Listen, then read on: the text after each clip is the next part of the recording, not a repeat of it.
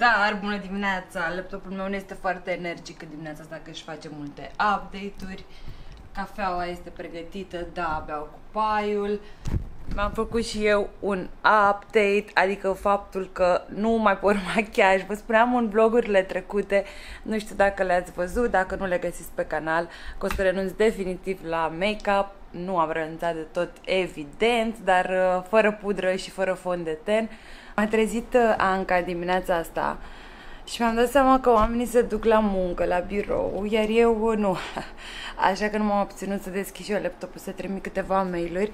Voiam să vă spun câteva lucruri despre produsele de make-up pe care încă le mai folosesc, pentru că totuși nu pot să mă prezint naturală 100%, nu e încă momentul, mai aștept să mă bronzez puțin până atunci. Și am zis să vă arăt câteva dintre acestea și apoi să plecăm la drum, pentru că și așa suntem în întârziere, dar hai să mai facem o oprire mică de 5 minute. Așadar, hai să vedeți ce folosesc eu de astăzi, l-am folosit și în România, dar ce merge pe clima asta tropicală care mă termină psihic, pentru că în fiecare seară, în ultimele seri, am ajuns cu fondul de ten picat, chiar dacă este de la Too Faced și credeți-mă că și în state și în România și oriunde în Europa a rezistat impecabil, adică nu este despre produs, produsul este foarte bun, la fel și puda translucidă de la Too Faced, dar de la căldură, de la transpirație, de la ce vreți voi, nu rezistă, efectiv nu rezistă. Nu știu dacă e vreun fond de ten special pentru ei, dar renunț de azi, o să fac primul test pe BB Cream. Înainte de BB Cream, eu folosesc primerul ăsta de la Benefit, cred că l-ați mai văzut pe la, nu știu, pe la fetele care fac vlogging de beauty. Este atât de cute în primul rând ambalat, dar nu de asta îmi place, ci pentru că fixează fondul de ten. Apoi, vă spuneam că am renunțat la fond de ten și l-am înlocuit cu BB Cream. Da, este un BB Cream de doar 30 de lei sau nu știu cât costă. Și vi l-am mai arătat în vlogul cu In-Flight Essentials. Dacă nu l-ați văzut, îl găsiți pe canal, adică produsele pe care eu le folosesc atunci când zbor. Ăsta este excelent, e puțin cam închis, dar în curând o să arate ca și pielea, deși teoretic la față nu vreau să mă bronzez niciodată, așa că optez pentru un produs care are deja o nuanță puțin mai închisă decât tenul meu nemachiat. Și apoi mai am 3 produse care sunt tot de la Benefit. Credeți-mă, nu este sponsor de video, nu am nicio colaborare cu ei, pur și simplu sunt îndrăgostite de produsele lor. Este acest Boeing-ul, și ăsta e cunoscut de la fete. Boeing-ul este anticearcăn și care este foarte bun, fiind foarte, foarte cremos. Următorul este Goof Proof-ul. Nu știu ce știți, nu știu câte l-ați folosit, fetelor, dar vă dau cuvântul meu de onoare că îți face sprâncenele foarte, foarte mișto. Ți le conturează foarte bine, nu știu altele, dar eu am obsesie cu sprâncenele pentru a fi bine conturate și nu suntem toate norocoase să ne naștem cu ele perfecte de la natură. Sau dacă am fost foarte fraiere în adolescență și le-am stricat. Mai știu eu cazuri. Și am zis că, ok, nu mă machez prea mult, dar hai să dăm și puțin rimel. Este The Real, tot de la Benefit. Repet, nu este un sponsorat, pur și simplu sunt foarte, foarte fan produselor Benefit. Și le-am descoperit doar de câteva luni, dar baza acestor zile și a ceea ce urmează este BB Cream-ul de la Garnier. Doamne ajută, sper ca până de seară să nu mă scurc cu totul.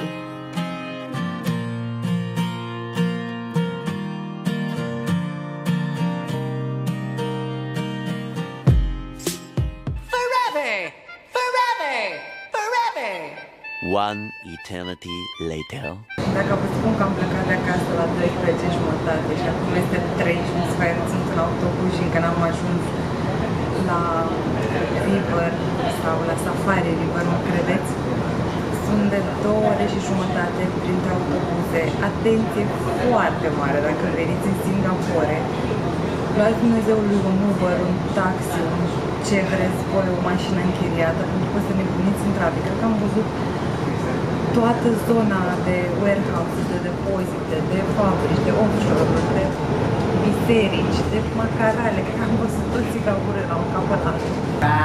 It's such a fine and natural sight. Everybody's dancing. Așa, am intrat. Totul începe aici.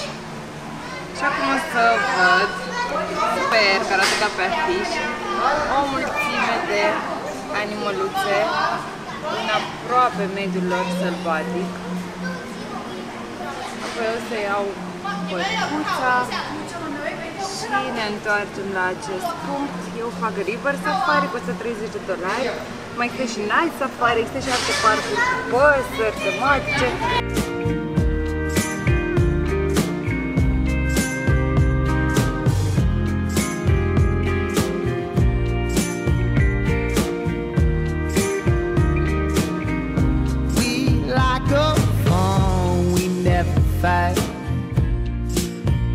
Conditions stay outside, it's supernatural delight. Everybody dancing in the Știți că ăștia din Asia au realmente o problemă cu apa, adică nu e așa un mit și nu ne referim la Singapore. Am înțeles că în Cambodgia și în Vietnam nici nu o să am voie să mă spăl pe dinți cu apă de acolo. Vezi o groază de inscripții cu salvați planeta și ajutați speciile și marine și terestre ca să se dezvolte astfel încât consumul de apă să fie normal. Nu știu, gândiți-vă doar la asta când deschideți apa, gândiți-vă că sunt oameni precum cei din Bangladesh care nu au apă și cât de important este acest lucru care nouă europenilor cel puțin se pare foarte firesc. Apa care se vinde aici este într-un ambalaj ecologic care se reciclează și citeam și ieri despre asta și cât de important este ca acele șervețele de la baie să fie reciclabile sau să folosim sistemul de uscare a mâinii fără a mai folosi șervețele care poluează planeta și distrug tone de copaci anual. Everybody's feeling warm and bright. It's such a fine and natural sight. Everybody's dancing in the moonlight.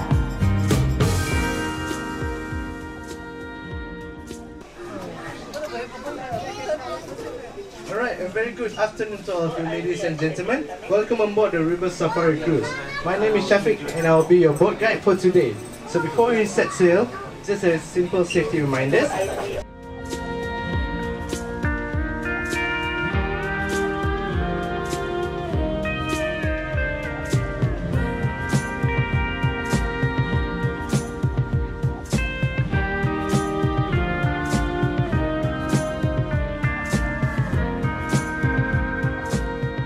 Asta vă arăt ce au ei specific. Asta este spinat toast și am înțeles că se mănâncă de obicei ori cu șuncă, ori cu cașcaval, dar este foarte, foarte specific, se mănâncă foarte des la micul dejun și nu numai, și ca snack așa. Asta este copi, așa se cheamă, cafeaua lor, copi, nu știu dacă se spune sau chiar asta înseamnă ceva specific, o să văd acum. Nu, e cafea, copi. Și te întreabă dacă vrei cu lapte condensat, cu zahăr. Iar astea sunt dried fruits.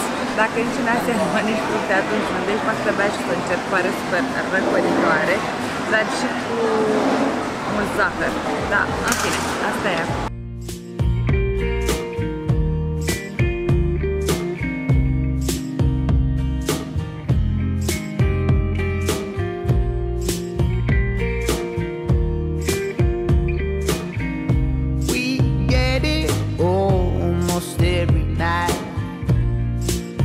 That moon is big and bright, it's a supernatural delight. Everybody's dancing in the moonlight.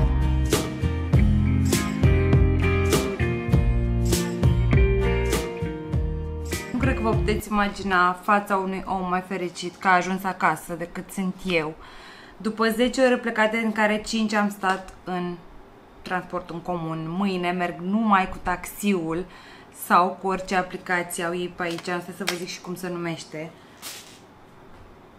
că am uitat, dar au una similară cu Uber-ul, Grab.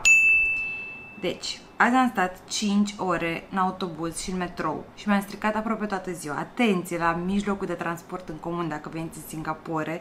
Ca idee, eu locuiesc, nu știu cât se vede, Eu locuiesc undeva pe aici, pe jos.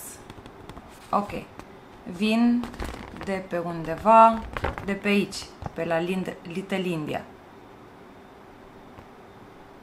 Bun. Deci asta, cam așa ar arăta Singapore. Imaginați-vă că dacă nu stați, trebuie să mă uit puțin, dacă nu stați în partea asta de Marina Bay, asta de aici de jos, restul sunt la mama naibii. Vreau să vă arăt ce mănânc eu seara, v-am stat împreună cu mâncare vietnameză. Apa e cam scumpă, prețurile sunt destul de mari, v-am zis, cred că un pahar de vin m-a costat $25, iar sticla în supermarket este între 25 și $40. Oricum alcoolul e scump aici. Gumă de mestecat nu există în Singapore, cred că știți asta, este interzisă. I-am adus încă un pachet și a fost foarte încântată. Iar eu am o problemă cu mâncarea. Am fost cred că sunt în a 4-a zi aici. Cred că am trecut prin 5 food court-uri și în zona centrală, și în zona Marina Bay, și în Pasir Payang, unde stau eu aici.